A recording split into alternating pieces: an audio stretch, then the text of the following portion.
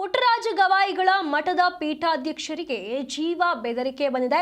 ಪೀಠಾಧ್ಯಕ್ಷರ ಕಲ್ಲಯ್ಯಜ್ಜನವರಿಗೆ ಗಂಭೀರ ಆರೋಪ ಕೇಳಿ ಬರ್ತಾ ಇರುವಂತದ್ದು. ಗದಗ ವೀರಶೈವ ಪುಣ್ಯಾಶ್ರಮದ 6 ಟ್ರಸ್ಟಿಗಳ ವಿರುದ್ಧ ಆರೋಪ ಕೇಳಿ ಬರ್ತಾ ಇದೆ. ಅಂಧ ಅನಾಥ ಮಕ್ಕಳ ಆಶಾಕಿರಣವಾಗಿರುವಂತಹ ಮಠದಲ್ಲಿ ಆಂತರಿಕ ಕಚ್ಚಾಟ ಜೋರಾಗಿರುವಂತದ್ದು. ಟ್ರಸ್ಟ್ನ ಕೆಲ ಸದಸ್ಯರು ಹಾಗೂ ಪೀಠಾಧ್ಯಕ್ಷರ ಮಧ್ಯದ ಮುಸುಕಿನ ಗುದ್ದಾಟ ಬಹಿರಂಗವಾಗಿದೆ. ಪುಣ್ಯಾಶ್ರಮದ ಟ್ರಸ್ಟಿಗಳಿಂದಲೇ ಶ್ರೀಗಳಿಗೆ ಕಿರುಕುಳ, ಜೀವ ಬೆದರಿಕೆ ಆರೋಪ ಕೇಳಿ ಬಂದಿದೆ. ಟ್ರಸ್ಟ್ನ ವಸಂತಗೌಡ, ಶಿವರುದ್ರಪ್ಪ, ಪ್ರಕಾಶ್ ಹಾಗೆ ಶಿಕ್ಷಣ ಸಮಿತಿಯ SM ಗವಬಡ್ರು ಹಾಗೆ ಮಲ್ಲಯ್ಯ ಶಿರೋಳಮಠ ವಿರುದ್ಧ ಈಗ ಆರೋಪ ಕೇಳಿ ಬರ್ತಾ ಇರುವಂತದ್ದು. ಇಟಗಿ ರುದ್ರಪ್ಪ ಎನ್ನುವರು 10 ಲಕ್ಷ ಹಣ ಕೇಳಿದ್ರು, ಕೊಡದಿದ್ದಕ್ಕೆ ಕಿರುಕುಳ ಮಾಡಲಾಗ್ತಾ ಇದೆ ಅನ್ನುವಂಥ ಆರೋಪ ಕೇಳಿ ಬರ್ತಾ ಇರುವಂತದ್ದು. ಇಲ್ಲಿ ಮಠದ ವಿಷಯವನ್ನ ಇಟ್ಟುಕೊಂಡು ಕಿರುಕುಳವನ್ನ ನೀಡುತ್ತಿದ್ದಾರೆ ಅನ್ನುವಂಥ ಆರೋಪ ಕೇಳಿ ಬರ್ತಾ ಇರುವಂತದ್ದು.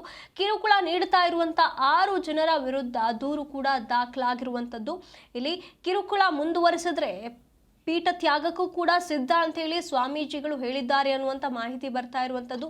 ಹಾಗಾಗಿ ಮಠದ ಆಂತರಿಕ ಕಚ್ಚಾಟಗಳೇನಿತ್ತು ಅದು ಈಗ ಬಹಿರಂಗವಾಗಿ ಎಲ್ಲರ ಮುಂದೆ ಬರ್ತಾ ಇರುವಂತದ್ದು. ಪುಟ್ಟರಾಜ ಗವಾಯಿಗಳ ಮಠದ ಪೀಠಾಧ್ಯಕ್ಷರಿಗೆ ಜೀವ ಬೆದರಿಕೆ ಬಂದಿದೆ ಅನ್ನುವಂಥ ಆರೋಪಗಳು ಕೇಳಿ ಬರ್ತಾ ಇವೆ. ಅಂದ್ರೆ ನಾನು ಯಾಕೆ ಹೇಳಿದಂತಂದ್ರೆ ಸುಮ್ಮನೆ ಒದರಾಡ್ತಾರ. ನನ್ನ ಮ್ಯಾಲೆ ಒಂದ್ಸಲ ಇಟಗಿ ಶಿವರುದ್ರಪ್ಪ ಬಂದು ನನ್ನ ಮೇಲೆ ಬಹಳಷ್ಟು ಒದರಾಡಿದ್ರು.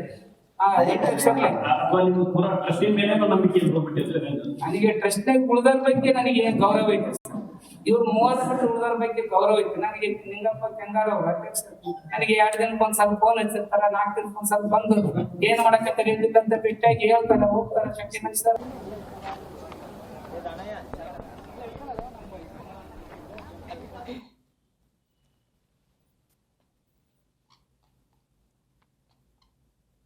ಇಲ್ಲಿ ಟ್ರಸ್ಟ್ನ ಕೆಲ ಸದಸ್ಯರು ಹಾಗೂ ಪೀಠಾಧ್ಯಕ್ಷರ ಮಧ್ಯದ ಮುಸುಕಿನ ಗುದ್ದಾಟ ಈಗ ಬಹಿರಂಗವಾಗ್ತಾ ಇರುವಂತದ್ದು. ಪುಣ್ಯಾಶ್ರಮದ ಟ್ರಸ್ಟಿಗಳಿಂದ ಇಲ್ಲಿ ಶ್ರೀಗಳಿಗೆ ಕಿರುಕುಳವನ್ನ ನೀಡಲಾಗ್ತಾ ಇದೆ, ಜೀವ ಬೆದರಿಕೆಯನ್ನ ಮಾಡಲಾಗ್ತಾ ಇದೆ ಅನ್ನುವಂಥ ಆರೋಪಗಳು ಕೇಳಿ ಬರ್ತಾ ಇರುವಂತದ್ದು. ಇಲ್ಲಿ ಟ್ರಸ್ಟ್ನ ಕೆಲವರ ವಿರುದ್ಧ ಆರೋಪಗಳು ಕೇಳಿ ಬರ್ತಾ ಇರುವಂತದ್ದು. 6 ಜನರ ವಿರುದ್ಧ ದೂರು ನೀಡಿ ಅಂತ ಹೇಳಿ ಕಲ್ಲಜ್ಜಯ್ಯ ಹೇಳಿದ್ರು ಅನ್ನುವಂಥ ಮಾಹಿತಿ ಕೂಡ ಬರ್ತಾ ಇರುವಂತದ್ದು. ಕಿರುಕುಳ ಮುಂದುವರೆಸಿದ್ರೆ ಪೀಠ ತ್ಯಾಗಕ್ಕೂ ಸಿದ್ಧ ಅಂತ ಹೇಳಿ ಸ್ವಾಮೀಜಿಗಳು ಹೇಳಿರುವಂತದ್ದು. ರಾಜ್ಯದಲ್ಲೇ ಅಂಧ ಅನಾಥ ಮಕ್ಕಳಿಗೆ ಸಂಗೀತ ಶಿಕ್ಷಣ ನೀಡಿ ಹೆಸರುವಾಸಿಯಾಗಿರುವಂತಹ ಮಠದಲ್ಲಿ ಇಂಥ ಪ್ರಕರಣ ಕೇಳಿ ಬರ್ತಾ ಇದೆ.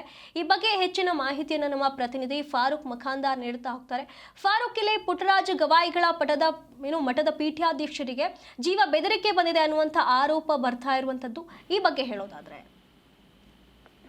ಸುನಿಧಿ ಏನು ಗದಗ್ನಲ್ಲಿರ್ತಕ್ಕಂಥ ಪುಟ್ಟರಾಜ ಗವಾಯಿಗಳ ಮಠ ರಾಜ್ಯದಲ್ಲೇ ಒಂದು ಹೆಸರು ಮಾಡಿರ್ತಕ್ಕಂಥದ್ದು. ಯಾಕಂದ್ರೆ ಅಂಧ ಅನಾಥ ಮಕ್ಕಳಿಗೆ ಉಚಿತವಾಗಿ ಸಂಗೀತ ಶಿಕ್ಷಣ ಜೊತೆಗೆ ಶಿಕ್ಷಣವನ್ನ ನೀಡಿ ಈಗಾಗಲೇ ರಾಜ್ಯದಲ್ಲಿ ಹೆಸರುವಾಸಿ ಅಂತ ಮಾಡಿರ್ತಕ್ಕಂಥ ಒಂದು ಪುಣ್ಯಾಶ್ರಮ.